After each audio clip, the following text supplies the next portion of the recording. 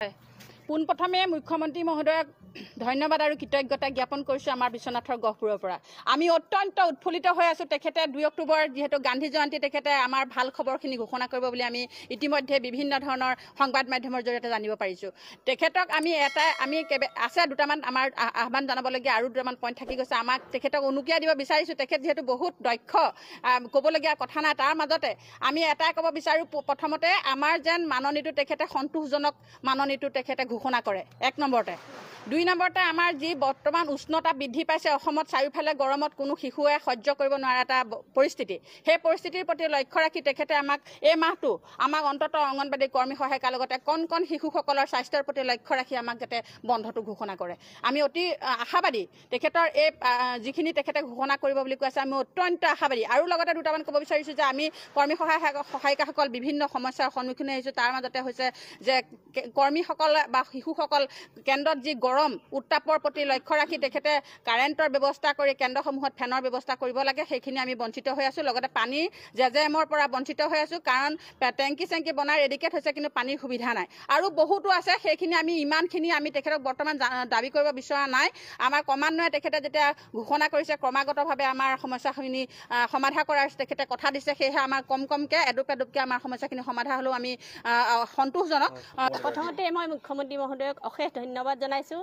তেখেত যিহেতু এজন অতি সুদক্ষ মুখ্যমন্ত্ৰী হয়, তেখেতে মহিলাসকলৰ কাৰণে বহুত কাম কৰিছে। আমিও যিহেতু মহিলা, আমাৰ প্ৰতিও লক্ষ্য ৰাখি তেখেতে যিটো মাননী বৃদ্ধিৰ কথা ভাবিছে সেইটো সন্তোষজনক কৰক। তাৰ উপৰিও আমাৰ কেন্দ্ৰত যিসকল শিশু আহে, তেখেতসকল হ'ল 3 বছৰৰ পৰা 6 বছৰ শিশু। আজিকালি এনেকুৱা হৈছে যে প্ৰাইভেট স্কুল হওক, চৰকাৰী স্কুললৈ হওক, ল'ৰা ছোৱালীখিনি 3 বছৰ 4 বছৰ হওঁতে লৈ যায়।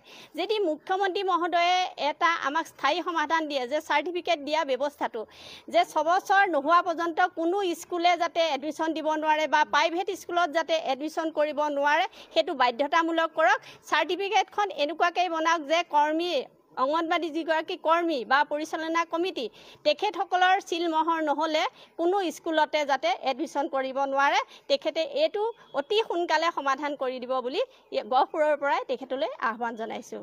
হয় বাইদেউসকল, অসম ৰাজ্যিক অংগনবাড়ী কৰ্মী আৰু সহায়িকা সন্থাই তেখেতসকলৰ দৰমহা বৃদ্ধিৰ লগতে আৰু 3টা দাবী পূৰণ কৰিবলৈ ৰাজ্য চৰকাৰক আহ্বান জনাইছে।